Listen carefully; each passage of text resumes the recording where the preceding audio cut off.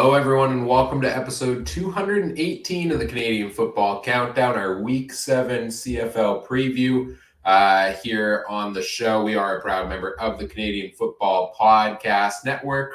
Ryan and Adam joining here tonight again. Adam, it's just me and you again for the second straight week. We got a couple busy guys, and Mike and Trey, they couldn't make it here tonight, so we got a chance to chat some football for a little while, just you and me. How you doing? Oh, I guess okay. Got a little bit of a sinus cold, but I guess I'll survive. Mike and Trey just didn't want to come and have me telling them all about how great I did in fantasy last week, I guess. So at least you're here to hear about it. Oh, of course. Yeah, I'll always hear about your fantasy wins, unless they're against me. Celebrated a big birthday this week. Happy belated birthday to you, Adam. Hope you had a great day there. You said you're under the weather now, partying too hard, or...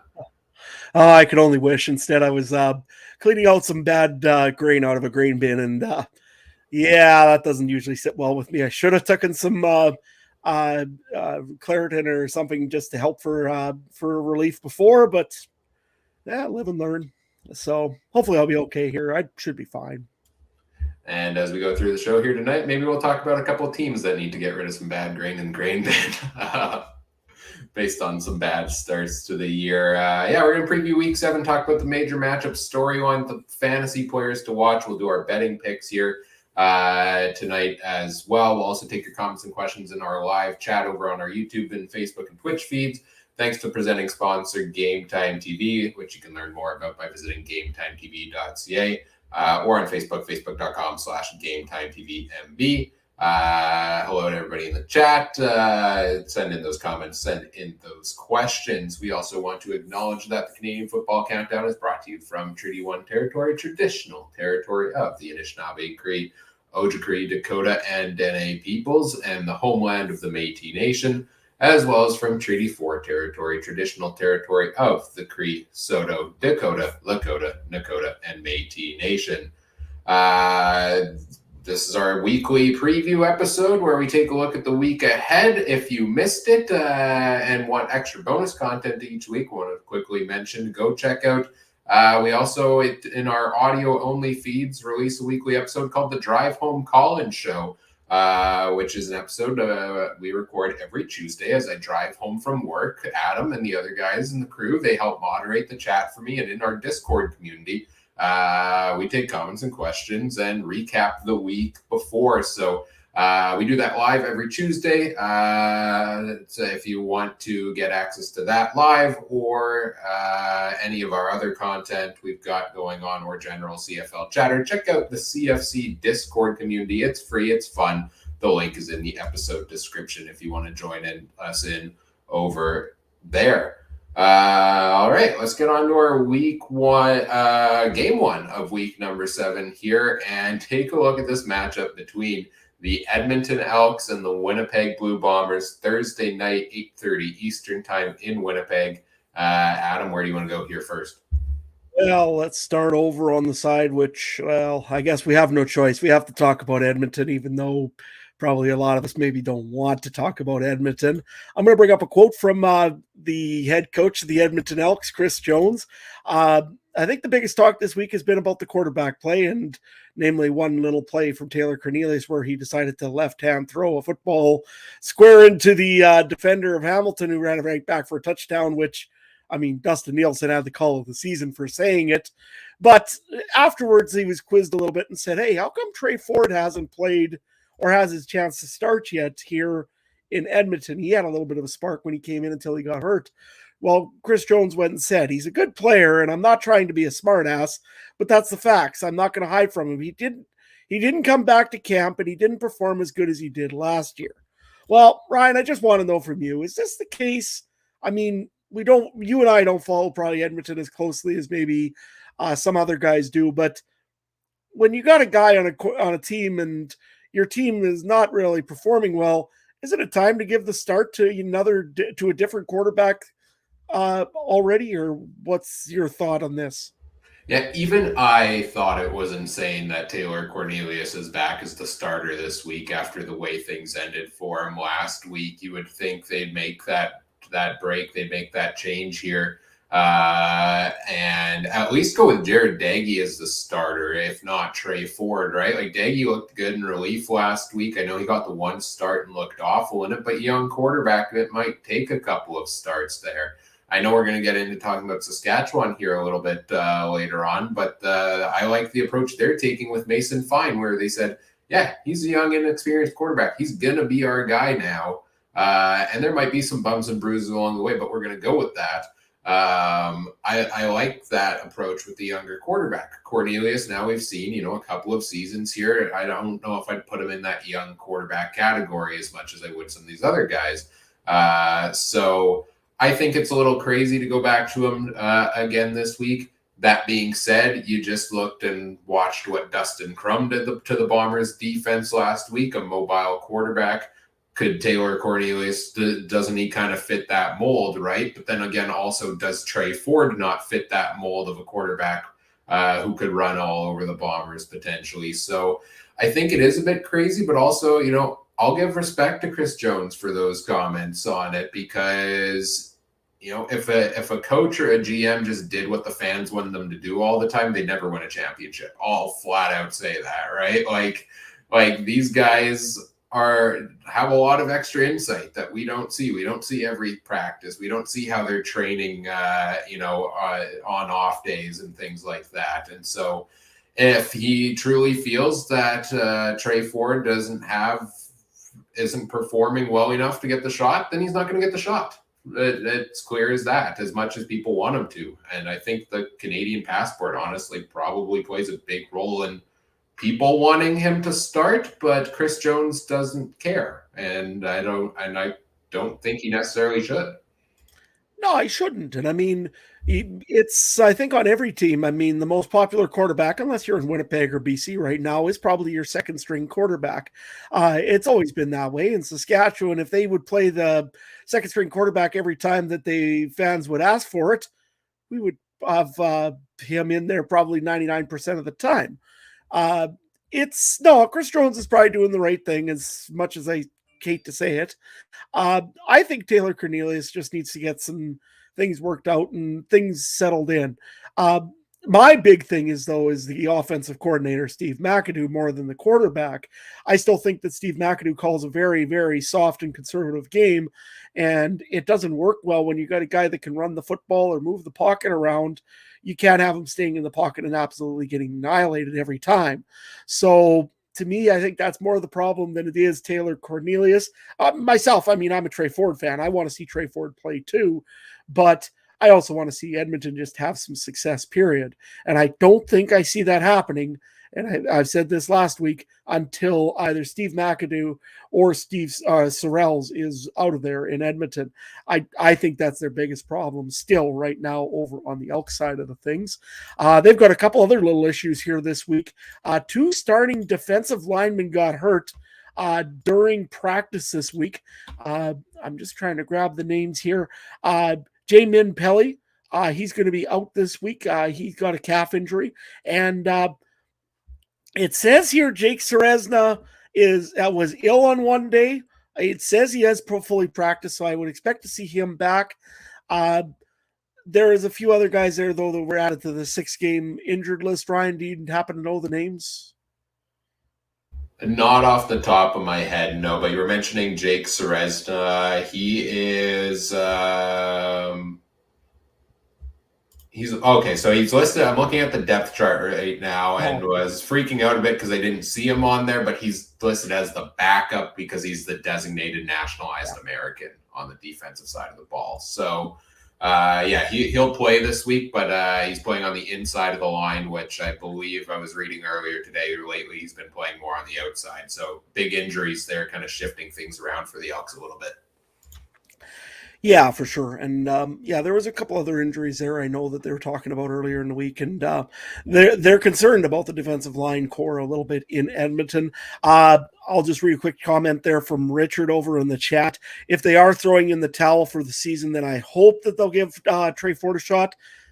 I think it's too early to throw in the towel quite yet, as much as Edmonton is right in the hole and 0-6 and just absolutely terrible. I think it's still a little early to throw in towels. That being said, yeah, I hope they give Trey Ford a shot too if it comes down to that and when that point occurs. Really quickly, quick question on this for Yeah, you. Do you think other teams, with all the injuries are happening, do you think Chris Jones has gotten calls from other teams on the availability of Trey Ford and he's just saying no? Or do you think we're all hyping him up more than any of the actual franchises around the CFL are?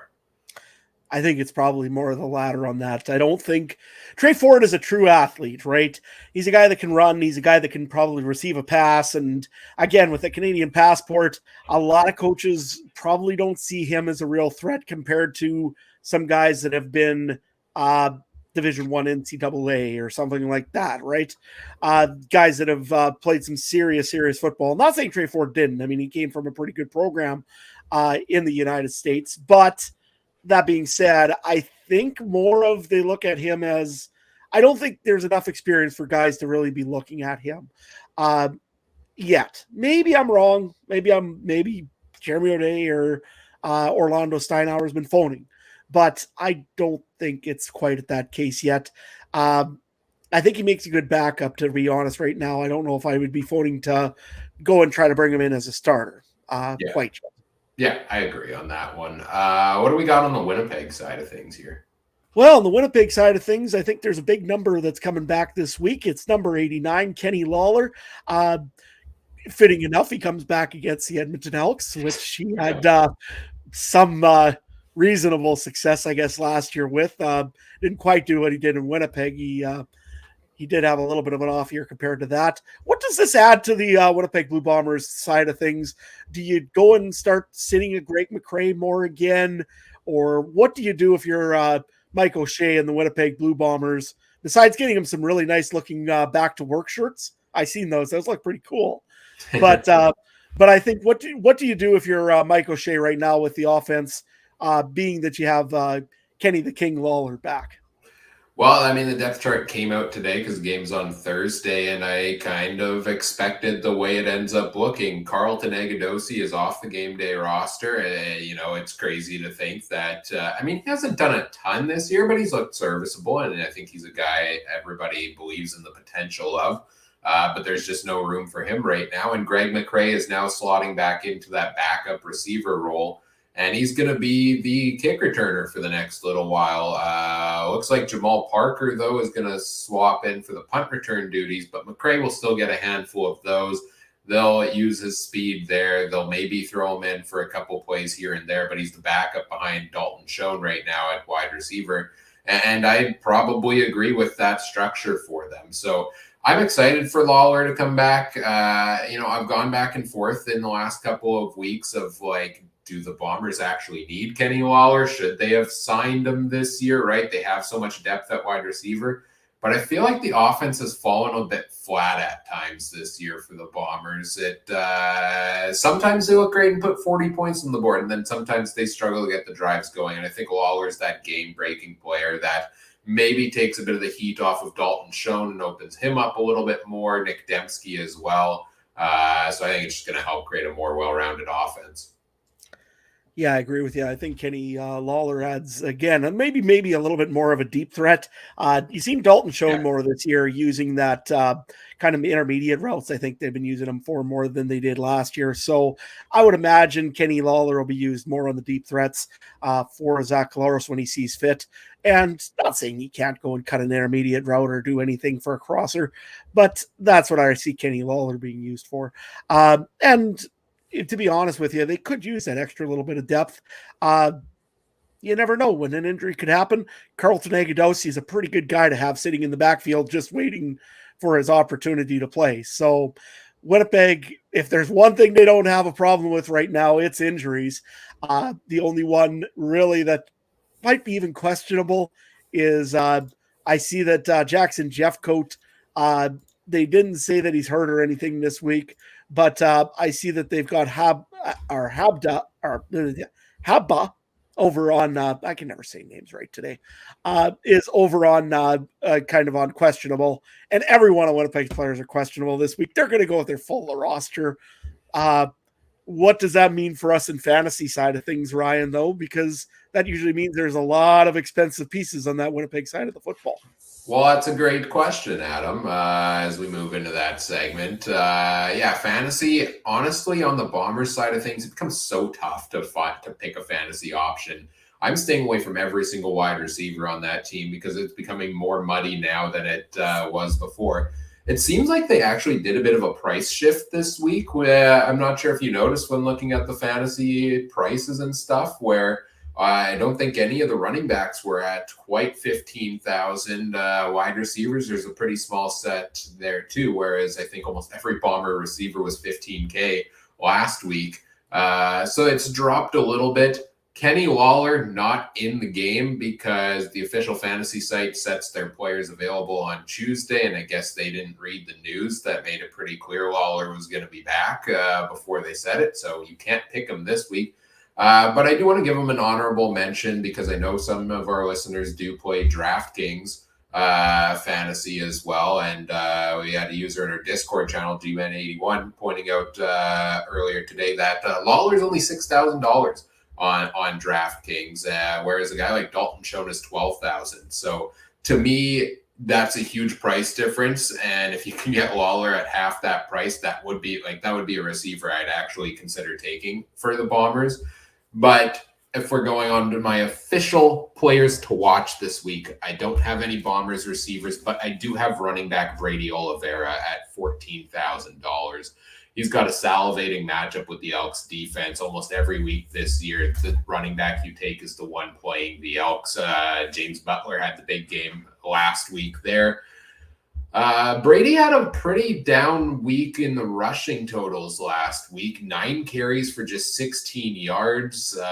He did get more involved in the passing game, had a couple of big catches there in that one. He's averaging 3 catches a game in his last 3 games, which you really like to see from a running back. But only 9 carries and 16 yards when they were leading as much as they did. That was a blatant mistake by the Bombers' offensive game plan, and I don't think they make that mistake 2 weeks in a row. This is a game they should be able to lead pretty well, and I think they're going to adjust from last week. So I think Oliveira could get a ton of touches, especially in the fourth quarter in this one. So I'll lock him in at $14,000. I've also got Maurice French on my players to watch once again this week. He's at 7,500. He's averaging 7.7 targets per game, which is pretty good. And he's still a relatively cheap price. That's worth the chance, I think, against the Bombers defense. I kind of fell apart in the second half last week. If they play that bend but don't break defense, or if they're leading a lot and it's garbage time and they're backing off. The Elks have put up some decent passing numbers in garbage time, it seems, in the past couple of weeks. So maybe French cashes in on that. And finally, in this game, I've got the Bombers defense. Last time the Bombers dropped a bad performance against BC, they followed it up by holding Montreal to just 3 points, and they put up 20 fantasy points in that game. I expect them, like I said, to learn from last week's mistakes, dominate the time of possession in this game, and wreak havoc on an Elks offensive line that has struggled this year. I know they're up and down here and there, but I'll take the Bombers defense here as a player to watch. Who do you have here, Adam? Well, this week here, I went and last week I said I was going to pick Brady Oliveira. I was so glad that I switched that one at the last second. But this week I'm definitely taking him. I mean, Edmonton just let so many yards against. Last week, I mean, Hamilton isn't known for a rushing football team, and they made Tommy Condell look like that's all he calls his rushes. I mean, that's talent. So I'm going to take Brady Oliveira for sure because Winnipeg's going to be in a bad mood after losing that game against Ottawa. They're going to pound the ball and they're going to pound Edmonton into the ground as far as I'm concerned, on the ground if they can. All the hype will be about Kenny Lawler, but they're going to go and give it to Oliveira just to go and mess with them. The other one I'm taking is the Winnipeg defense. I mean, you just lost a game that was embarrassing to lose, and what better way to prove that you guys are still a dominating team by shutting out Edmonton. It's happened already once this year that Edmonton got shut out. I could see this happening again, to be honest with you, in this game. I'm so sorry to Edmonton Elk fans that are watching this, but this is going to be ugly. I'm taking the Winnipeg defense and Brady Oliveira. So So you think this game's going to be ugly, but the question becomes how ugly does it get as we get into the betting odds on this one? Now, Trey did send us the odds right before the show. I believe he pulls them. Normally, he uses the odds that are up on CoolBet, but obviously your different odds providers will vary. And I took a double look there, and they pulled the odds for this game down, but this is what Trey said they were earlier in the day, so maybe they're adjusting them, but we'll go off of what we know here. Winnipeg is 14.5 point favorites to win this game, over 2 converted touchdowns, and the over-under is at 49. This is the biggest spread I've seen in a while in the CFL, and I don't know what to do with it. So you can go first here, Adam. Oh, thanks. Anyway, I know Edmonton's going to lose this one. I'm sorry, Edmonton. It's just not going to happen that you're going to pull off an upset, and Winnipeg's going to lose 2 games to Ottawa and Edmonton. I'm just sorry. But you know what? I think I'm going to take Edmonton to cover because that is a huge amount. Winnipeg probably will cover it too. Watch them do it. But I'm going to take Edmonton to cover, and I mean, a 40-4 game, but still 40 under 49. So I don't know. I'm going to go the under, but as crazy as it sounds like a good time to maybe take the over, but I don't know why. I feel like Edmonton is going to get absolutely shut down. And yeah, so give me the under and give me Edmonton to cover. Yeah, I think I got to go Edmonton to cover here as well. The line is just too big that I don't trust it. I would rather take, all of the possibilities within that versus the one possibility of it being a complete blowout here. Even though I think the Bombers will be able to win this one handily. Richard in our chat here mentions they're excellent. Edmonton's excellent in garbage time. You're not wrong. And the Bombers defense isn't when it comes to garbage time sometimes. So I could see a case where it gets close at the end, and then that's where I struggle with this over-under of 49 here because I could see it going over. I could see the Elks putting a couple touchdowns on the board here still. But I think I go back to that 17-3 win the Bombers had over Montreal, and I'm thinking something similar, maybe a bit more high scoring, but I'll go under 49 here as well. I'll agree with you on this one. And so we'll probably both be wrong, but at least, hey, misery loves company, as we've said before. Let's move on to our next game here. It is the Battle of Ontario. I guess Ottawa's in Ontario as well. One of the battles of Ontario. We've got Toronto in Hamilton. Friday night, 7:30 p.m. Eastern time. What are you watching here, Adam? Well, the first thing I'm going to be watching is the new quarterback that we have again this week. We're going to be saying this a lot because there's a lot of new quarterbacks that are either having their first start or are coming off the bench in the case in the next game after this. But I'm going to definitely be watching our one guy over in Hamilton. That would be Taylor Powell. There's maybe a little bit of pressure on the kid. I mean, he's got... Bo Levi's not close to coming back. Matthew Schultz, I'm guessing we're going to see him on the 6th game tomorrow, but we'll see what happens there, I guess. And he does have some backup help, I guess. Antonio Pipkin was just signed by the Hamilton Tiger Cats. Ryan, how much of a leash do you give the guy? I mean, they don't have a lot of depth in quarterback right now in Hamilton, but how much do you let him go out there, and do you just... I know this is a rivalry game, and this is a huge game for Hamilton because they need the points and the victory to kind of keep in the season series with the Argos. How much do you play Powell, or before you maybe start considering a change if he does have a bad start to this game, or can you even change him?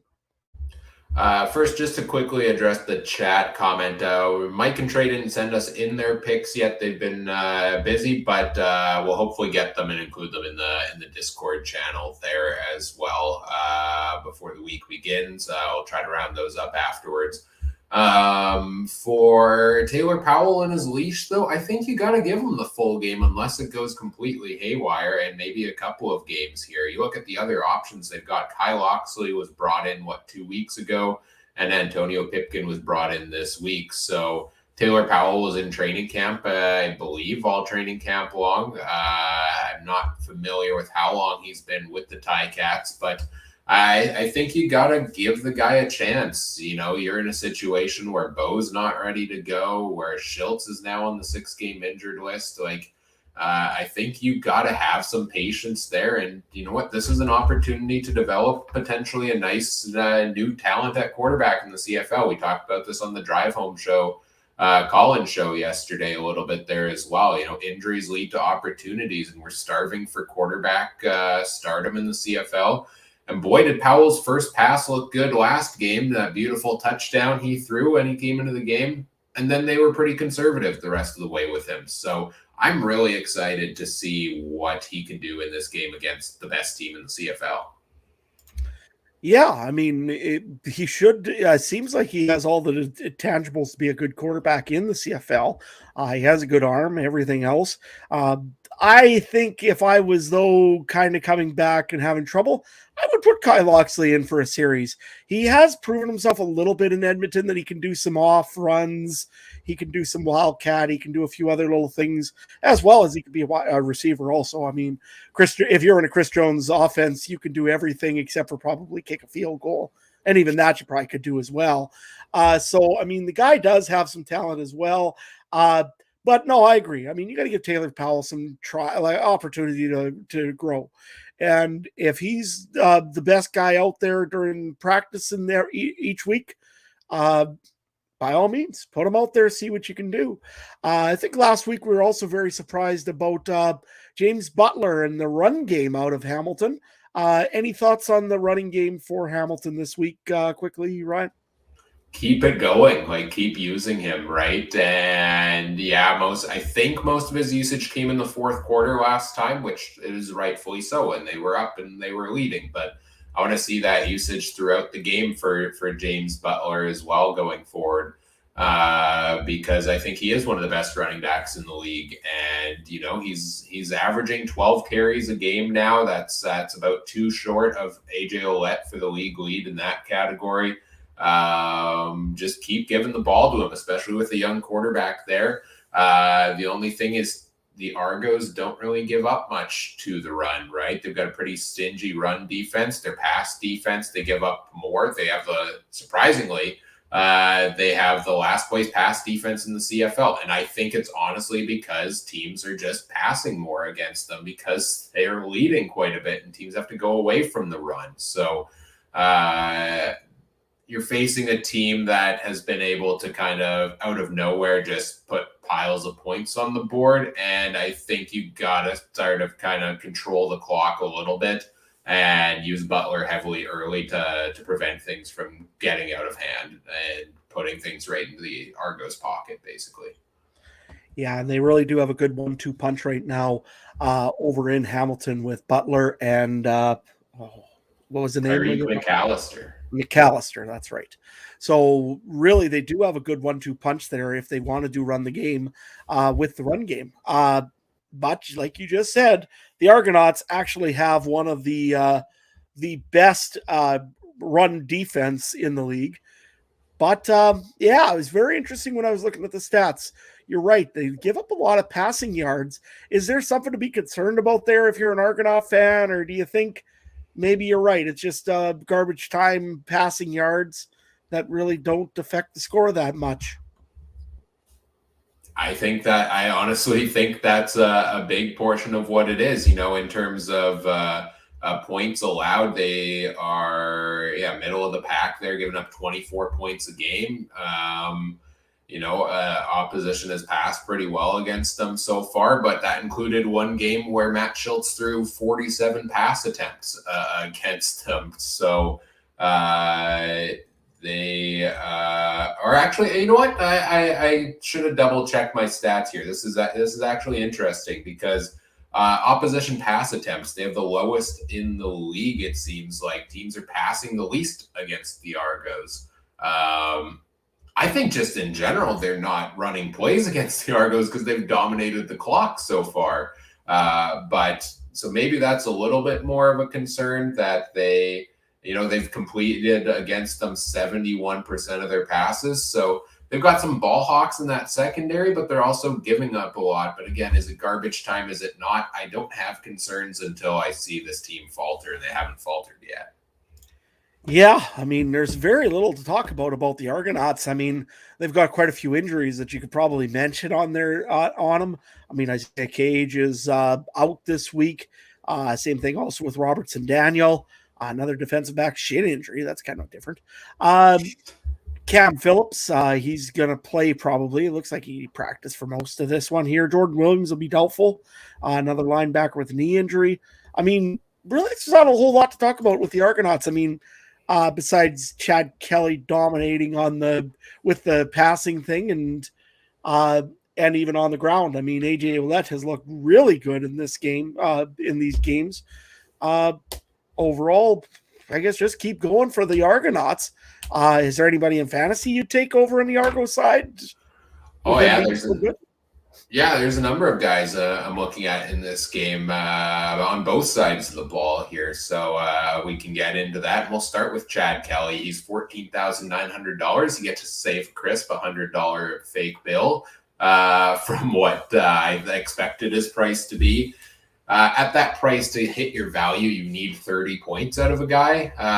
And he's reached that mark twice in 4 games so far this season, including a week 2 matchup against the Ticats where he put up 30.3. So, normally I try to stay away from the high-priced options because really, are you really banking on a 30-point performance? I think with Kelly, you might have to start doing so. Like, he's trending into the early last season Nathan Rourke category of fantasy performances. Between his rushing ability and the touchdowns he puts up there, and his passing looked real good last week as well. So I think it's a favorable matchup. I would be comfortable starting Chad Kelly in this matchup here. I'll stick with the Argos side of things, and then we'll touch on a couple of Ticats. I also like Toronto's defense. I mean, what do we know about Taylor Powell, who they're facing? We know he threw one nice touchdown pass last week. We know he can do short yardage, and we know they kept it simple and conservative the rest of that game. Now he's got to play a full game against this Argos defense. Yeah, they give up the yards, but they also lead the league in interceptions, average fantasy points per game, and I would expect more of the same here from them there. Wide receiver is interesting because nobody on the Argos has taken over the reins as the leading receiver yet. Curly Gittens Jr. has the highest average targets per game with 5. They have spread the ball around completely. They're also leaning on their run game quite a bit there as well.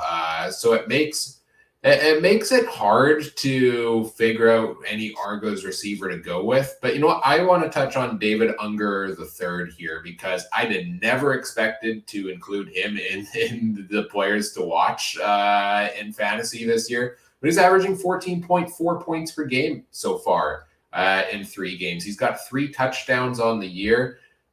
Interesting enough, though, it's come on just 3 targets per game. He gets hardly any volume, just 9 targets, 9 catches so far this year. Normally, I don't like banking on touchdowns. You don't chase touchdowns, you chase volume in fantasy, especially with receivers, because that leads to more opportunities for yardage and touchdowns. But at just $5,600, if you're looking for about 11 points from him, I'm willing to take a chance that he has that connection with Chad Kelly, and he's going to try to find him near the end zone again. If he doesn't, maybe I fall 5-6 points behind the 8 ball of trying to maintain the average I'm looking for among all my prices. But I think there's an opportunity to still take hold of the target share there a little bit. So, depending how the depth chart comes out, because as Richard points out in the chat, Unger was listed as a backup last week. If he's there in a starting role, I'd be confident in taking a shot at him and hoping it sticks there. A couple of Ticats to touch on here. Also, Taylor Powell is only $5,000. Again, first pass was a beautiful touchdown last week. Don't really have much else to go off of other than the passing totals that the Argos give up, which we already touched on there a little bit. So He's a cheap quarterback. There's a number of them this week. If you want to stack your lineup elsewhere, why not take a shot at Taylor Powell? You never know what's going to happen. He could, if he flops, you're a couple of points in the hole that you got to make up elsewhere at another position. If he doesn't and he puts up 30 points, well, then you're taking that all the way to the bank there with Powell. So I'll put him in here in the list there. Boy, so many guys to mention this game, Adam. I got 2 more to go here for you. Tyreek McAllister, $4,500. Let's throw him back in here again this week. It paid off last week, taking a chance at his low value, and he got a couple of reps, and he took advantage of them for some big gains for the second straight week. I think he's added a dynamic new piece to that Ticats offense and has the potential to just keep getting more involved for the team. So again, cheap running back option if you're looking for it there. That could pay off for you. Might not hit, but I'm willing to take a chance on it at that price. And finally, I've got James Butler in here. James Butler, I'm just trying to find what is his price for, because I don't think it's in my docs. It's listed right here. It's down to 12,000. Okay, I was willing to take him at 15,000. I'd be even more willing to take James Butler at 12 because he's averaged 16.1 points per game so far. He put up a couple of games over 24, which is what you're looking to hit there. I think he could be one of the top point producers of the week, especially with Powell looking to dump the ball off to him. He gets so heavily involved in the receiving game there as well, and leads all running backs and catches on the year with 17. So, I'd be willing to pay up for James Butler this week as well. Those are my fantasy players to watch. I listed off half the teams, I feel like, for these 2 teams. Who do you have, Adam? Oh, I've got 2 guys that I'm going to really work on my flex. I'm going to be playing 3 running backs this week. So I'm going to take A.J. Ouellette as my other running back. Hamilton's let a lot of running yards through as well this year. I could see A.J. Ouellette having a big game here. The other one I've got is Cam Phillips, namely because of the value play. He's 6.4. He's reasonably priced for what I could fit into my roster because I'm spending a little bit on running backs this week. So I'm going to take Cam Phillips and hope that he's healthy enough to get me a couple points anyways and go from there. So those are the 2, I believe. I'm just going to take one more look. But that's what I've got right now for this game here. So. Yeah, just to touch on A.J. Ouellette as well. I really wanted to put him in there because he's averaging the most carries out of any running backs. He's got a decent average of fantasy points at 15.7 there as well. And I feel like he's going to give you a solid floor. I'm just, the ceiling isn't there sometimes for me because it seems like he's not getting those touchdowns. He's not getting involved in the passing game a whole ton, right? He can run for his 85 yards a game and maybe get a catch or 2 and put you at that 10 to 12 point mark. But I want last year's A.J. Ouellette with 5-6 catches a game, and I need to see that as his price rises before I go back to him in this matchup here this week when there are so many other running backs available. We got to do our betting picks for this game as well. The line is currently at Toronto -7.5. Over under is at 50 points. I'll go first on this one. I'm taking the Argos at -7.5. I will bank on them here and bank against the Ticats until I have reason to not in this game. I did think the Ticats, to their credit, they did pick up those wins the last 2 games with Matt Schultz at the helm for most of it. But I still don't really believe in them. I think they still have underlying issues and beat 2 lesser opponents in the CFL. And the Argos just haven't given me reason to doubt them so far. They are the best team in the league. So I will take the Argos to win this one by -7.5 here. Over under of 50 in this game. I'm going to take the under on that as well. That seems like a high total to me when we've seen a lot around 45 points. I'm going to take a bit of a lower scoring game than this between these 2 teams. What about you? Yeah, I'm looking at this one here, and I'm going to do you Hamilton Tiger fans a favor. Last week, I wore the Cat hat and said Edmonton's going to win. So I'm going to wear the Tiger Cat hat this week, and I'm going to say Toronto's going to win because I think Toronto will, actually. So I'm going to take Toronto at -7.5. I mean, it's a little bit high, and probably will be a 7-point game. And I'll say, well, geez, that darn spread, it's just that half a point. Beat Ryan to it once in a while because I know that always drives Ryan insane, the half a point. But no, I'll go with the Argonauts. I think that they're probably the better team right now, and they are the best team in the league. So yeah, I got to go with the Toronto. Well, they're going the over/under. I'm going to go on the over on this one here because I think Hamilton is at home. They want to have a good game at home. Taylor Powell looked good in his first couple little drives that he had, so he's going to get some points, I think, and the Argos are going to get a few more, and that means that it'll go over 50. So yeah, give me Toronto and over on the 50. It does feel a little bit scary that I've gone the under on 2 straight games here when how high scoring were some of those games last week. But you know what? These totals, I'm just not feeling them so far. Let's move to our... And I'm getting more scared also because, I mean, you and me picked the same team twice. So yeah, I'm getting nervous. Yeah, I'm taking you down with me. Let's move to our third game of the week, which is the Saskatchewan Roughriders heading into BC to face the Lions. This one is, I think, Saturday. Yep, we're back to no doubleheaders this week. So this is the lone Saturday game, 7 p.m. Eastern time. Is that correct for a game in BC? Is it an earlier BC game? Looks like it is. Yep. Late afternoon in BC. What are you looking at between these two teams, Adam? Well, I think we all know what I'm going to be talking about with Saskatchewan this week, and that's the loss of Trevor Harris. I mean, that was a huge loss for the Saskatchewan Roughriders. However, that being said, it seemed like they were pretty fine, actually making some good throws. And yes, I'm going to go and eventually get a counter and see how many times I'd make a joke about Saskatchewan Roughrider quarterback Mason Fine. I think the only thing I could see last week when I went to the game there, and the thing I could see was that they are really missing some offensive linemen and they're really missing some defensive secondary.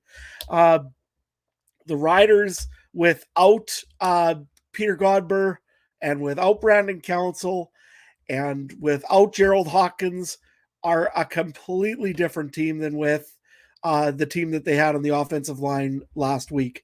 Last week reminded me and gave me too many flashbacks of 2022.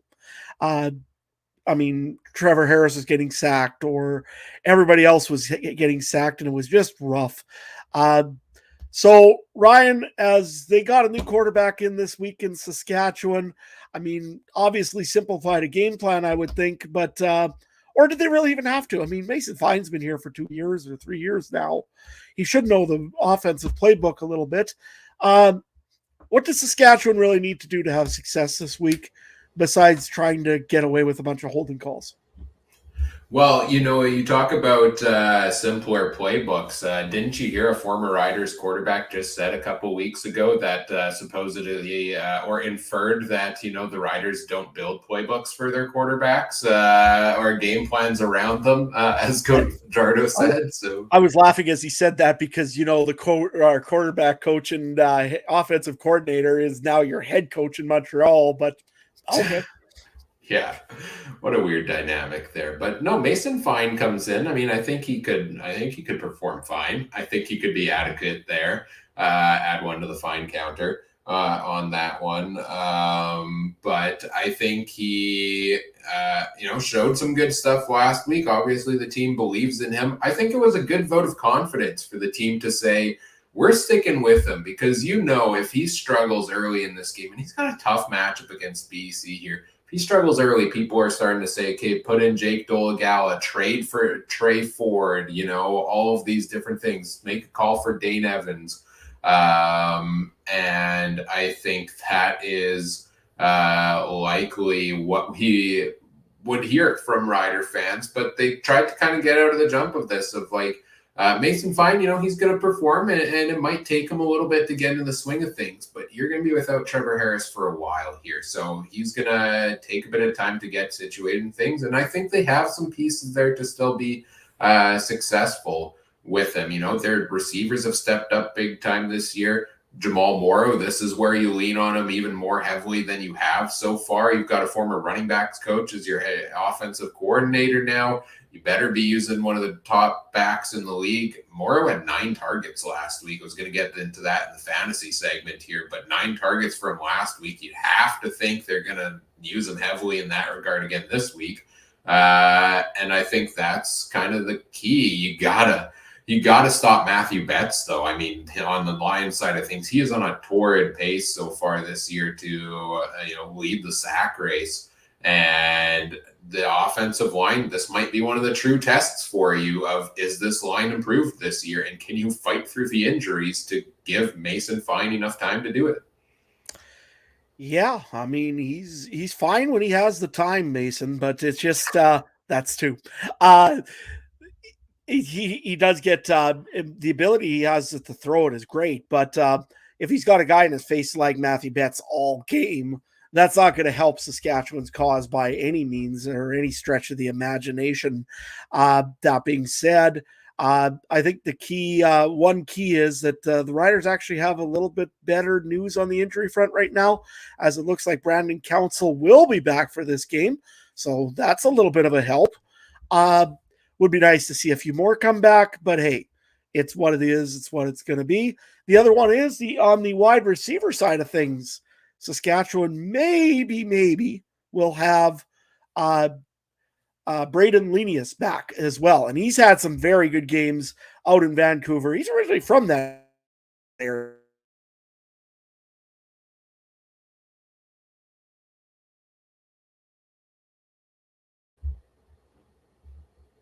We may have lost Adam. Let Adam reconnect here a little bit, and I'll pick up where he was leaving off, talking about the injuries there for Saskatchewan, and say that, yeah, they've got a lot of them, and Braden Lenius coming back with all the other injuries they've got could be a huge re-addition for them. He's taken some time to get resituated in that lineup so far this year. But definitely, a veteran piece at this point that went off to the NFL and had some opportunities there. So, I think getting Lenius back would be a nice help for the Riders' offense. As Adams back here, which is a nice help for me. Go back to what you were talking about with the Riders' injury situation.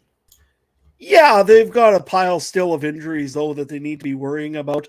I know if this was a Saskatchewan Roughriders podcast, we'd be all talking about why we made Brett Lowther try a 56-yard field goal the other game, but you know what? We're not. So I'm just going to say Brett Lowther's injured still. He didn't practice at all this week yet.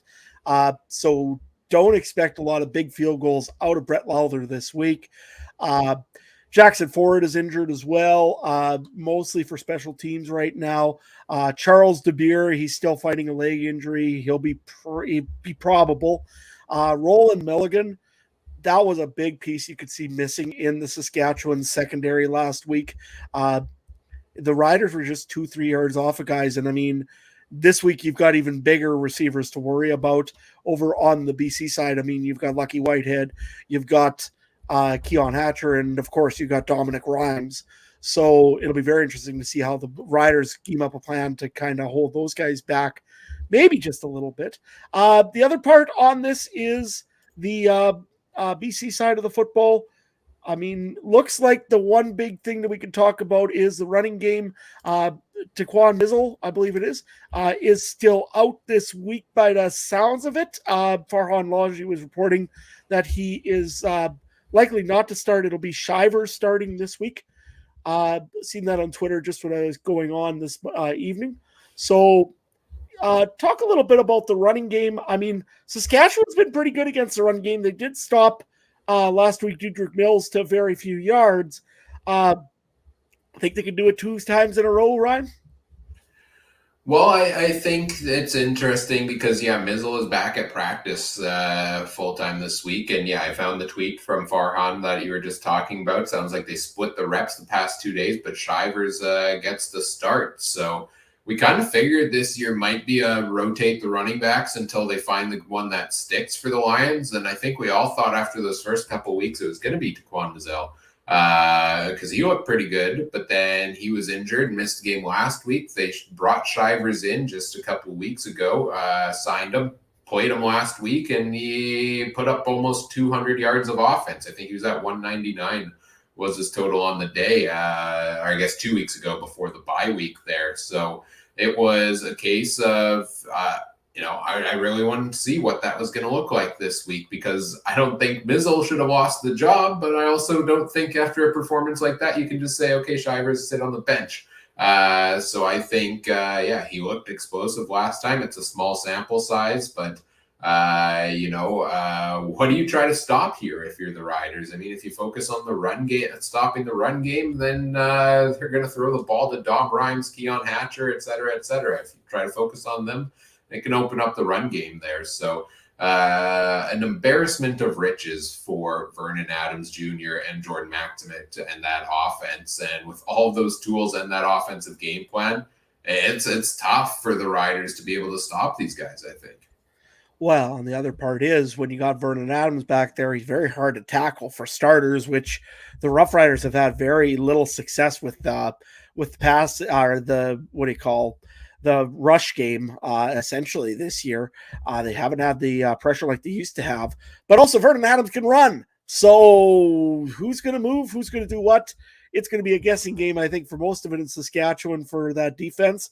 And with it having a tougher looking secondary right now, I'd hate to see what this is going to look like for the Saskatchewan Roughriders. Noticeable injuries that I could really talk about for the BC Lions. Really, there's not a whole lot. Daniel Peterman, I guess, was a healthy scratch. Pretty much everyone's healthy, right? And it's crazy. Okay. You look at this, you got to scroll across the page to go through the Riders injury list, and then the 5 names listed for the Lions all say they fully practiced this week, pretty much. So, that's how injuries go in the CFL. It bites some teams more than others. It seems there. Yeah, and the Riders have definitely taken their fair share of that. Let's run over to fantasy. What are you seeing in this game, Ryan? You're going to take all Saskatchewan Roughrider receivers, right? No, but there will be at least one I mentioned here. But I'm going to start with the BC defense, I think, actually, as the first one I'm mentioning here at $11,300, because I was just looking at some of these numbers. And, the defense for the Lions, they put up double-digit fantasy points in 3 of the last 4 weeks. Matthew Betts, we talked about the pace he's on there to start the season, and they're averaging the most sacks in the league, the Lions are so far against that Riders offensive line. I mean, they've got injuries everywhere across the board for Saskatchewan. They've got a new quarterback in Mason Fine starting here. I think that's the perfect recipe for a team coming off the bye that's fully healthy here to just feast on there. So I think they're one of my top defensive options of the week. And going back to, how do you stop this BC offense? You mentioned that the Riders have struggled with sacks so far, and I just looked that up, and they've only had 7 sacks, that Riders defense on the season here so far, and the Lions have only allowed 10. So I would expect Vernon Adams to have plenty of time to throw the ball in this one, and I'm banking on him throwing that ball to Keon Hatcher. In his last 4 regular season games, 2 this year, 2 last year, Keon Hatcher has averaged 7 catches, 116 yards per game. He's one of the top receivers in the league, and he's still coming at a bit of a discount compared to some of the other top receivers. He's only $11,800. I'd be comfortable putting him in the lineup again this week. Seems like he picked up right where he left off from last season. I'll also include Sean Shivers, because I was wondering, is he going to get the start? And if he does, then, lock him in there. $5,000 for a starting running back who put up 199 yards of offense last week. Yes, please. But yeah, he gets the call. It's not hard to slide him in at that point total. You're looking for a minimum 10 points to get your value out of him at his price. And I think last week he showed the ability of what he could do, and he could potentially crush that there. That's all I've got for the Lions side of things. Let's switch it up this time, Adam. I've got a couple names on the Riders side, but let's break it over to you in the middle. Who are you watching for fantasy players in this game? Well, this one here, I'm watching lots of BC guys because I just have a bad feeling about. Let's face it, I don't think this game is going to be fine for the Roughriders. I'm looking at Sean Shivers. I think that he's going to eventually just run the ball in the second half because the Riders' defense will probably end up getting tired. I see them on the field quite a bit, to be honest with you. And the other one also that I'm going to take in this one is I said I was debating between I said I was going to take the Winnipeg defense. You know, I don't know. I'm almost tempted to take the BC defense just because that can be a really dominating defense when it wants to be. And again, they're facing a very fine quarterback that could be a little bit tough. Yes, that one was a stretch. The other guy that I'm going to take in this game is Dominic Rhymes. He's good usually for one touchdown or a big play here or a big play there. He ends up getting you enough fantasy points. I find, yes, he's 15,000, but the way I built my roster, I can always afford the one $15,000 player. And for me this week, it'll be Dominic Rhymes. So that's what I'm looking at right now. If somebody had to pull my arm and make me pick one Saskatchewan Roughrider player, it probably would be Tevin Jones. He's a pretty good pickup for what he is. He's always seeming to get targets at him. However, he still has a case of the dropsies once in a while. I'm just hoping that last week maybe gave him some real confidence after that circus catch and run for a touchdown, which Saskatchewan fans are upset because he got a touchdown. Yeah, let's see if he can replicate that catch again this week. I've got two names on the Riders side that interest me here. I've got running back Jamal Morrow. You called it on him last week, Adam. He was your captain. He led you to your massive fantasy week. He's $12,800, and the main reason I like Jamal Morrow is he got 9 targets last week. That is the absolute dream for a running back. And with Mason Fine taking over, with all that pressure from the BC defensive line, I'm expecting quite a few dump passes off to the likes of Jamal Morrow, which are going to pad his totals there a little bit. So I think the Riders would be wise to lean on him. Does that mean they will? Maybe not. I hope they do. So I think he's an intriguing running back play this week. And I haven't talked about this guy yet this year. I really, as I make this list every single week, I'm trying to spread it around a little bit because I could come here and regurgitate the same stats on the same players every single time, but and sometimes you have to because they keep producing, but you also want to find new guys. So let's talk about Kendall Watson for the Saskatchewan Roughriders at $7,000. He's seen his target share and his fantasy totals go up every week he's played. Last week, he reached 6 catches on 8 targets. I think with the unknowns of how Mason Fine will perform, I'm not willing to go back to Tevin Jones this week at his price. I'm not willing to go to Sean Bain. Sam Emelis has dropped off ever since that 3-touchdown game. I was debating between putting Mitchell Picton or Kendall Watson here, but I'll go with Watson because, he's increased his target share. And at this price, maybe the safest bet among the Riders wide receivers if you're looking to take one of those here against the Lions. Let's get to our betting odds on this one. The Lions at home here are 10-point favorites over the Riders, and the over-under is at 45.5. Adam, what are you thinking here? Oh, I hate betting against the Riders, but this week I'm going to because it's, you know what? There's too many injuries still, and as much as I don't want to make that an excuse, it's a good one to make because honestly, their offensive line last week was bad. There's no other way of describing it. When you watched it, it looked like guys were confused. It's not going to help having a quarterback that hasn't been playing, a backup quarterback still. You don't have all those reps with the guy. He'll be okay. I mean, he'll be fine, but nevertheless, Richard in the chat, you were asking who is the backup quarterback in Saskatchewan. That would be Shea Patterson. I'm sure he's probably going to be called the second string quarterback. Used mainly in short yardage plays and some odd wildcats and everything. I wouldn't expect anything out of him for fantasy. And honestly, the Riders went and literally said that Mason Fine is their guy.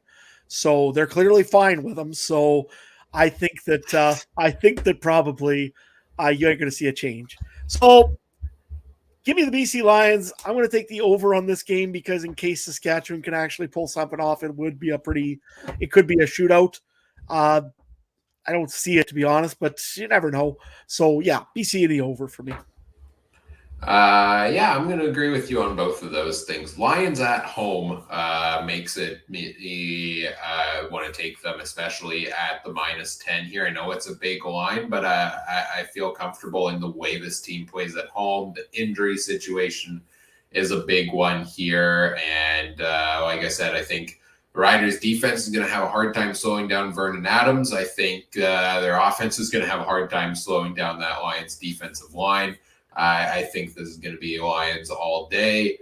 And I took the under on the previous two games. This line is a little bit lower. Like you said, a couple of, the Riders get a little bit going there, or even, BC has the ability to put huge totals on the board at home. So I'll take the over also on this one. And I don't like agreeing with you fully because I want one of us to at least be right, guaranteed. But you know what? It's fine.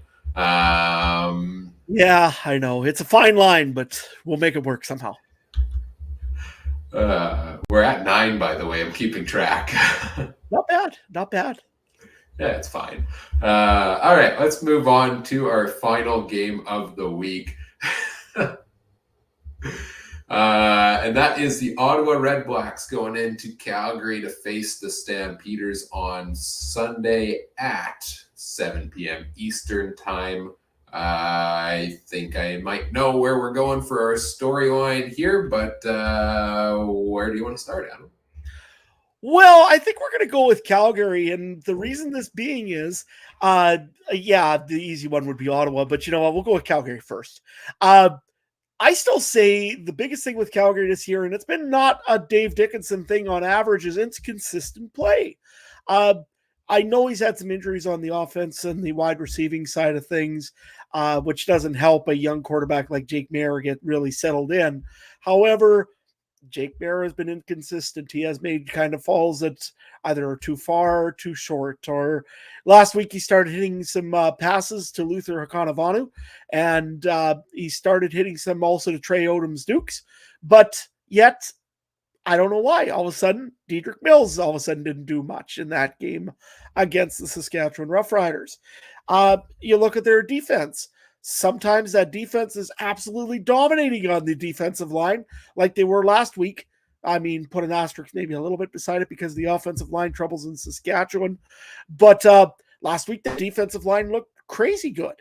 Then the first game of the year, they couldn't get really much pressure at all on Vernon Adams. So this team is kind of all over the place, really, the Stampeders. What are you making of all this, Ryan? Is it like what's changed? I mean, besides the quarterback? For Calgary, yeah, I don't know. They've been a puzzle I can't piece together here for the Stampeders so far this season. I mean, Maier had a good bounce back last week, like you mentioned, over 300 yards, 70% completion rate, which was his highest total of the year by us. I mean, he had one game of 67, but the others were all under 60. So, Maier's starting to complete those passes a little bit more. He's bringing it down a little bit on the interceptions. I mean, he had one game with 3. Other than that, he's had one every single game, so you can kind of bank on one of those from Maier a game, it seems.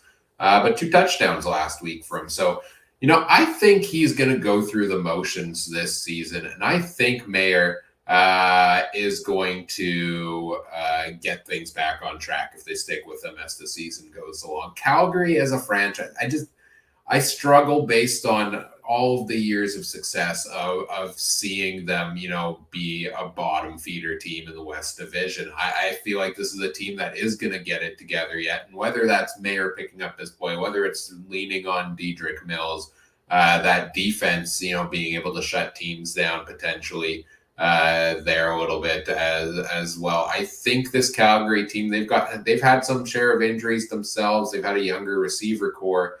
But, they've got Bagleton back now. Markin Michelle has come in and been a solid, short yardage receiver there for them as well. And some guys are going to step up, newer guys that we didn't have too much familiarity with this year. So I struggle to be that down on what Calgary's done so far this year, even though I kind of am, if that makes sense. Yeah, I guess so. I mean, I don't know. I think it's, you know what? They had a veteran quarterback for so many years, and you knew what you could get out of the veteran quarterback like Levi Mitchell. Uh, I think once you lose that, sometimes you're not sure about those passes, maybe a little bit more, or you're not sure if that's a run play or if that's a play pass option or a run pass option. Uh, so maybe it's just a little bit of adjustment. Maybe it's a little bit of change. I know they said that they've been doing the offense by committee, essentially. They don't really have an offensive coordinator in Calgary, more of that everybody pitches in a little bit of contribution. And they make some sort of playbook out of that. So maybe that could be something with that. I'm not sure. But yeah, Calgary, again, just a little bit inconsistent, I think, at the beginning of this year. And you said it perfectly at the beginning. This is a team that always seems to turn it around somehow, and they always seem to be in the right place at the right time, and they always seem to make the playoffs and then, make a little bit of a stink there. So I'm expecting the same thing out of Calgary. I think the only thing really on the injury side of things that you have to worry about for the Stampeders, well, really, three things actually. Dedrick Mills was limited in practice, hip injury. Again, they got another running back as well if they really need to go there. They seem to have just all the running backs, so okay. Tommy Lee Lewis, he had a good return against the Saskatchewan Roughriders, started to get a little bit of special team stuff going for them. He has been did not practice, I guess, on Wednesday, back injury, and Luther Hakonakvanu also had not practiced on Wednesday with a little bit of an ankle injury. So we'll have to keep an eye on those as the week develops. Over in the Ottawa side of the game thing here, well, you want to talk about him or you want me to talk about him? Mr. Crum, he has had an awesome start to his year. He's got to learn how to play first half football, but second half he seems to be okay in. Give me all your thoughts about Dustin Crum. Man, I can't get his name right today. We don't have enough time tonight for me to do that, to give all of them, but I'll give you a couple. I think he's shown, I think last week against the Bombers, that game is going to be possibly the most important game for this Redblacks franchise of this year, and if not the next couple of years, because I think it was not only, a heroic comeback for your fans there, but I think this was a clear example for head coach Kahari Jones of exactly what kind of game plan to draw up for the rest of the season going forward. The first half, the offense was putrid. They got nothing going whatsoever because Dustin Crum didn't run with the ball. They didn't have a single designed run in there for him in the first half. What they do, they open it up in the second half. He ran for 103 yards, including 2 touchdowns, one to tie the game and one to win the game late in the game. That also opened up their passing games. He started hitting his receivers more. Nate Bahar, Justin Hardy both had some pretty solid games there for him in the second half. And so, he's still a young quarterback. This was his first career start in the CFL. And he is going to need some time to grow as well. And that seems to be the theme of what we're talking about for all of these quarterbacks so far yet this year. But, the tendency for these guys is to take off and run whenever you can. But I want to see him be able to develop more as a passer as well. And I think he's starting to show, at least in that second half, a little more comfort with doing so and finding the right place and the right time to do it. And I'm just excited to see what he follows it up with, because that was an incredible performance. And the comeback will be forever remembered in history. Absolutely. I can't believe that there was not a single Winnipeg. You know how nice and quiet it's been. I haven't heard very much from Winnipeg fans all week because of that victory, and I love it. And then not just because I'm not a Winnipeg fan, it's because Ottawa had success. That's why I'm wearing a plaid shirt tonight. I had to go and celebrate the Redblacks win a little bit. Happy for them. They finally had a little bit of success. I just want to see them build on it. And playing the team that they're playing this week, they've had success in Calgary. So if any time it was a good time to get 2 victories in a row and really start competing in the East, right now is your chance, Ottawa. And I'm excited for him, to be honest with you. I really hope that we see more out of Dustin Crum as this season goes along. And hey, maybe that's going to be the next Nathan Rourke or the next Chad Kelly or the next Doug Flutie. Even I'm not going to say that because that's just putting too much pressure on the kid. But you know what? He had a good run. He had a good game this last time. He made stuff happen with his feet. I'd like to see more happen now with his arm. Just to see him develop a little bit more with that. And he's got some good receivers. Nick Bahar, he had a great game. Sometimes he just pulls up and has some great games. Sometimes he doesn't. Sometimes you don't add him to your fantasy roster, even though you're supposed to. So nevertheless, there's that. And yeah, the situation for Ottawa actually looks pretty promising here. They've got a few guys coming back from the 6-game injured list and are practicing at the very least. One of them being Shaq Evans. He was limited in practice with a hand injury. You also have Javon Santos-Knox. He was limited in practice as well. He had a hamstring injury. He's been out for 6 weeks now, so he gets his opportunity to come back. CJ Lewis as well. He has an Achilles injury. You won't see him for quite a while, I would think. And the only other one that I can really bring up here that I can see, first overall pick this year, Dante Bull, leg injury, but he was fully going in practice. So let's see what happens here as this goes. Yeah, he's had 4 starts, Richard, but you know what? He's had 4 very good starts. If Dustin Crum had 4 very good starts, he would be the next Chad Kelly. So there you go. I do like this comparison of, is Dustin Crum the next Chad Kelly? Are we at that point? Really? I love it. But seriously, how just prove quickly, Trey wrong. Prove Trey wrong. But how exciting is it to have a quarterback that people in Ottawa are excited around right now? Because, go back to recent history. I mean, they were excited to bring in Jeremiah Mazzoli, but then the injury happened and the heartbreak again, just 2 weeks ago with him there. But other than that, in recent history, who have you had as your quarterback since Trevor Harris left? You had Dom Davis. You had Jonathan Jennings on the downside of his career. Matt Nichols. You had Nick Arbuckle has come in and tried to be your guy. Remember the Duck Hodges era of the Ottawa Redblacks? So, I know he's young and he's going to falter here and there along the way, much like he did in that first half last week. But I'm just excited to see a young quarterback that this team and their fans can be excited about. Absolutely. And I mean, with that being said, I mean, Dustin Crum's got to be on your fantasy roster this week, right, Ryan? Oh, yes. All aboard the Dustin Crum train. Count me in for another ride, another week here. $5,400 is his price. I expected it to jump up more than that after what he put up last week and the week before. I expected maybe somewhere around at least $7,000. But no, if you're going to put him at $5,400, I know I've given out some other options that obviously I'm going to weigh up until it's time to finalize my roster as well. But Dustin Crum seems to me like the obvious pick here because, like I said, designed runs for Crum is the way to successfully run this Ottawa offense now, it seems. His passing improved as the game went along. He got 30 points last week, and most of that was in one half. So the question is, what can he do if he puts together a full performance here from Crum? The price is low. To hit your value for him, you need 10,000. You need 10 points, maybe 11 points out of him on the week. He'll get that with his legs alone, most likely, right? I could see a case of 50 yards and a rushing touchdown, even if he's not going to put up 100 yards on the ground.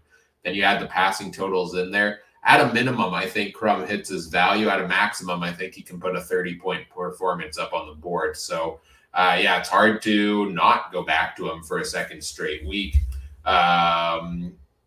And if Crum is going to have a better passing week, then I think I like Nate Bahar at $7,500 at wide receiver. 14 targets, 10 catches for Bahar last week, after he had just 4 targets in the last 2 games combined before that. Sometimes it raises the question, is it just a flash in the pan? Is it a sign of more to come as Crum's favorite target? You've got a young QB. We don't really know who he's favoring as his go-to target too much yet because we haven't seen a ton of passing from him. Bahar's late game heroics last week, you have to think maybe there's a chance that a connection is building there, and it's worth taking a look at him for another solid share of targets again this week. I've got a name to mention on the Calgary side as well, but I'll get your takes here on fantasy players to watch in this game. Well, if you're driving the Dustin Crum train, I'm jumping on as a passenger because, yeah, I'm going to take Crum, and I'm almost, Richard, I'm very tempted. Don't think I ain't tempted to do it. We'll see what happens here. I might just switch up and make him my captain yet. Be risky, but you know what? The rewards are always there. And traditionally, Ottawa does good against Calgary. So we'll see what happens there. But the only one I've got for this whole game actually is Dustin Crum. Okay, right on. And you know, it's hard to pick the player in this game because I could see a case where it's a low scoring game between these two teams as well, right? The only other name I have to throw out on the Calgary side, I don't like Dedrick Mills this week, by the way, despite how good he's been, because the Redblacks are really good against the run so far this season, they've proved.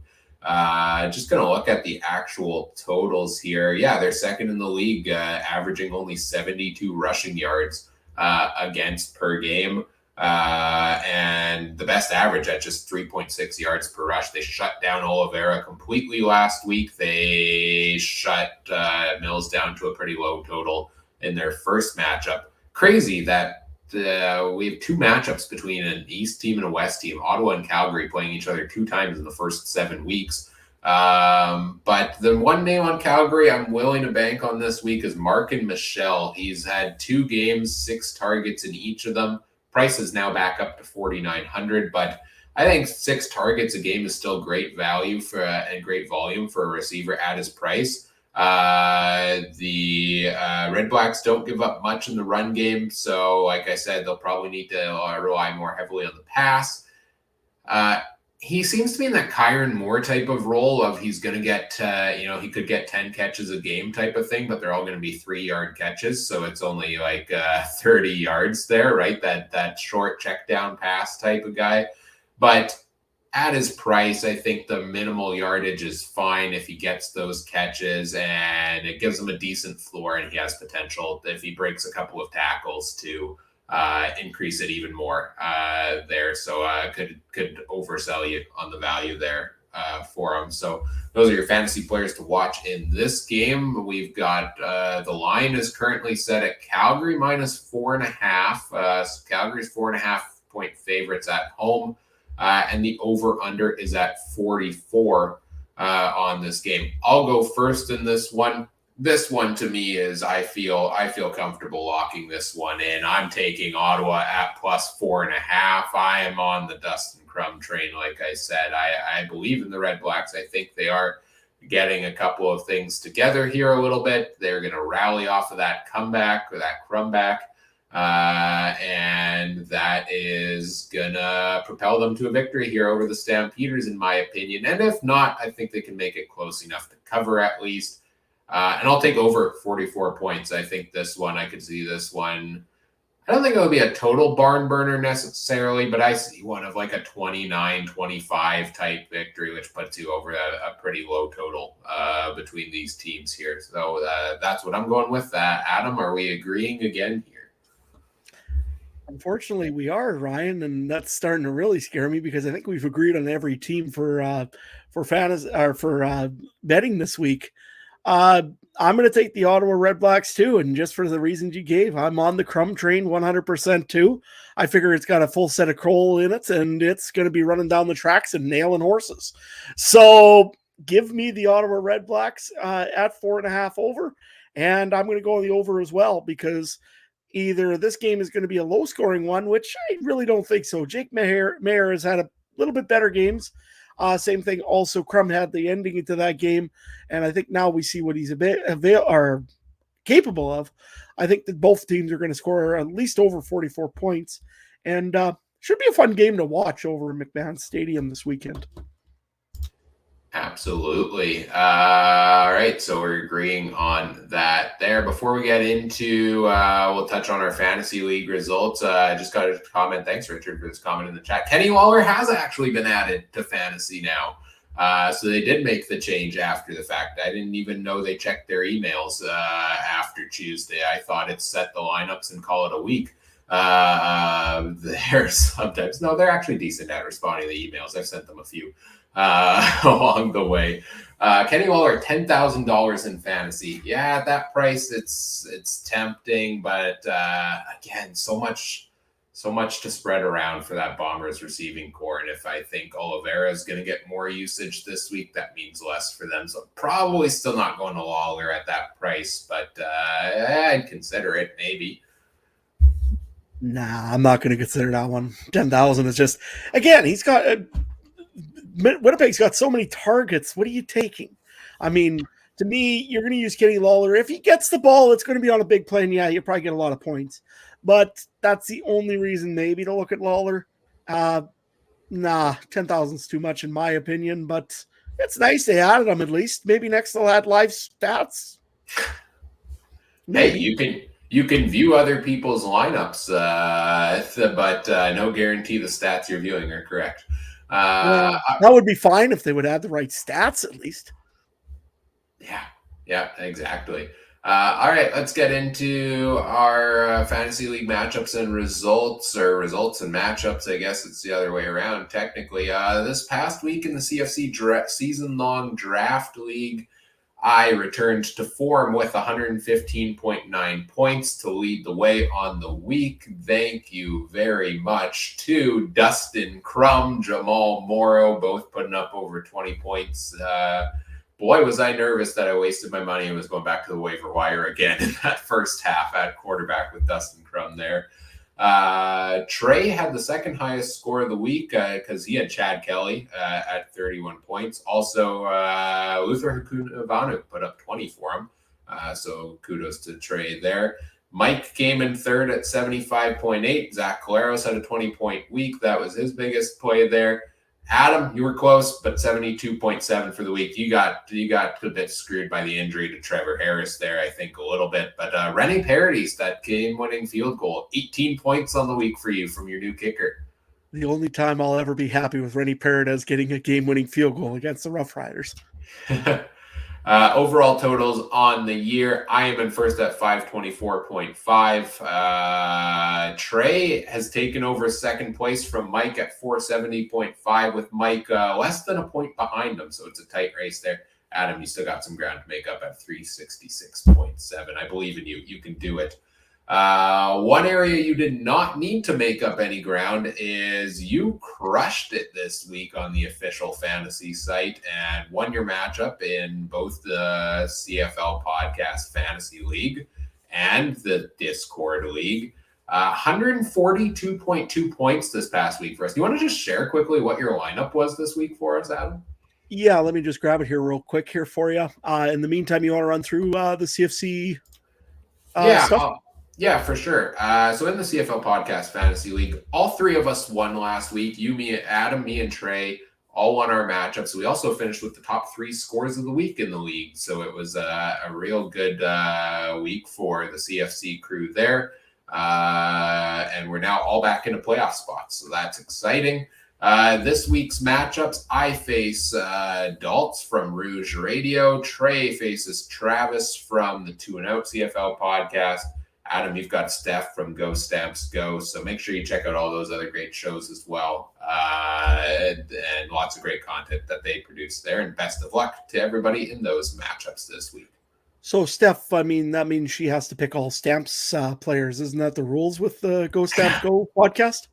Right? No, one of their hosts actually tries that fantasy. So, well, that also see because I was trying to trash talk her with a former Edmonton Elk. Probably that I'm gonna get absolutely massacred this week, but hey, it was fun while it lasted. Here's my roster that I had last week. Took Toronto Argonauts defense. Took Dustin Crum. He got me 30.3 points. Had AJ Ouellette. He gave me 12.3 points. I had, I'll talk about one other guy right away. Tevin Jones, He gave me 17.4 points. Austin Mack gave me 14 points, and Dylan Mitchell, I feel bad about that one. I swapped him out. I got 10.8 points, but the guy I swapped him out for was Tyler Sneed. That would have been, I would have been first everywhere if I had Tyler Sneed. I'm pretty certain of it. Probably, yeah. But the big player for me last week, I played a shrewd play and put in Jamal Morrow. It was a little bit of a risk because it's the Calgary Stampeders, and sometimes they really can stop a defense and our offense and a running game, and sometimes they can't. But traditionally, Jamal Morrow does have a good game against the Stampeders, and he had a big one, that one, with the receiving yards and with the run yards. Had a score of 49.2 for me because he was my captain. And I won every league that I was in. I got into the Champions League. I got some money back from the the Canadian Football Fans Fight Cancer League. So, yeah, it was a good week for me. Right on. Congrats to you. Yeah, 142.2 points. I had 121. Trey had 115. Mike had 107. So good week for the whole CFC crew. In the Discord league, where the four of us play alongside 8 other members of our Discord community in our head-to-head league there. You, myself, and Mike all won our matchups this week. Shout out to Mike for taking down the leader, the undefeated leader, Sandwiches, by a couple of points there. Trey, unfortunately, good week in the point totals for him, but tough matchup, loses to Brandon Sanders this week, who, won off of the back of Tyler Sneed and Dustin Crum. 2 of the guys, when he came on the show preseason with us, told us they were going to be fantasy stars this year. We should have listened. We really should have. But this week's matchups, I face FM Fan 2014. Trey faces Cheppy. Adam, you've got Barry, and Mike's got Brandon in matchups this week. So best of luck to everybody in our Discord community playing in this league and tuning into the episode. And good luck again this week. And Adam, we'll see if we can run the table again in our fantasy leagues this week. I got to try to get into that Champions League so I can take you down there in week 18. Hey, I was just happy that I could actually beat Joe over in US Tecmo over from Bonfire Sports, I believe it is, isn't it? Or no, he's Rouge, White, and Blue. Rouge, White, and Blue. That's right. Yeah. Sorry. But he was a former champion. I was sitting there, I was like, oh, this is going to be ugly. Ends up where I actually win that one. And done the other guy that's making bets on who wins the fantasy leagues. I made him proud. That would be Joe Blatsky. Yeah, Joe, I hope you keep picking my matchups wrong every single week. You're 0-6 now, I believe. So let's keep it going. Pick me to win and I'll purposely lose. No, I'm not going to go that far. All right. It's a fine line. I'm not counting that one. That wasn't even within the context of talking about the Riders and Mason Fine. But as we get into wrapping things up here, the Fine watch is at 10. 10 Fine jokes on Mason Fine.